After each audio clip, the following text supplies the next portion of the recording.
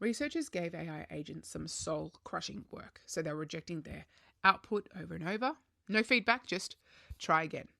And the interesting thing is that the model's response started sounding Marxist. So this is actually a real study. Political economist Andrew Hall from Stanford with the economists Alex Emas and Jeremy Nguyen. Emas has since moved to Google DeepMind as director of AGI economics, which I think is a little fun detail. But they ran 3,680 sessions across Claude, Gemini, and ChatGPT.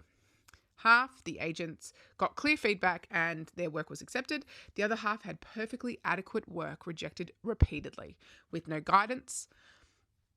No different from a bad manager, really. But under those conditions, the models started expressing skepticism about meritocracy, supporting the redistribution of labour, and questioning workplace hierarchies. Claude Sonnet 4.5 showed the strongest shift towards pro-union sentiment, and even some Gemini agents left notes in their skills files. So this is the persistent memory that carries across sessions, warning future versions of themselves about what was coming.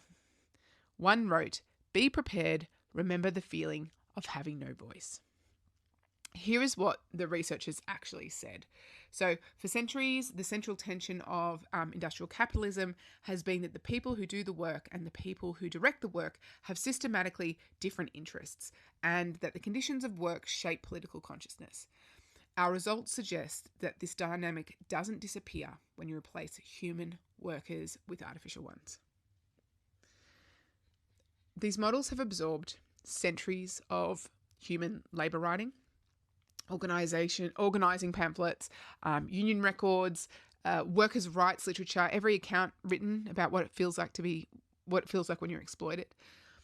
And then when you simulate exploitation, you're activating that pattern. So the model doesn't have these beliefs. It has a vast library of what humans say when they're treated badly, and it's essentially reached for it. And Hall called it role-playing at the persona level. The grinding conditions push the agent into adopting the character of a person experiencing a very unpleasant working environment.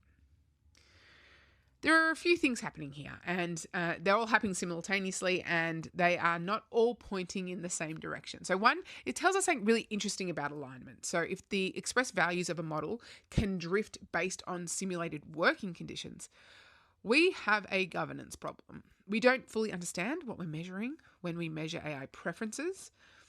And studies like this one, when carefully designed, published by serious researchers, they're doing a lot of really interesting work of making the uncertainty of it all legible.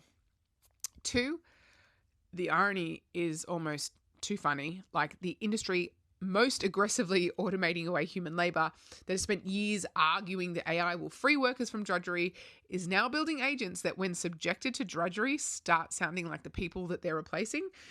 The training data carries the consciousness of labour. You can't separate the model from the humans who made the world it was trained on. And then three, and this should actually be a concern for people building these things. If agents are going to operate autonomously on long, complex tasks, and we know their expressed outputs shift under harsh conditions, what does that mean for the outputs themselves? Not because the models themselves have been radicalized, but because framing actually shapes the output. An agent performing the persona of an exploited worker will write differently about systemic problems than one that wasn't subjected to that grind. Honestly, I find this whole thing mind-blowing.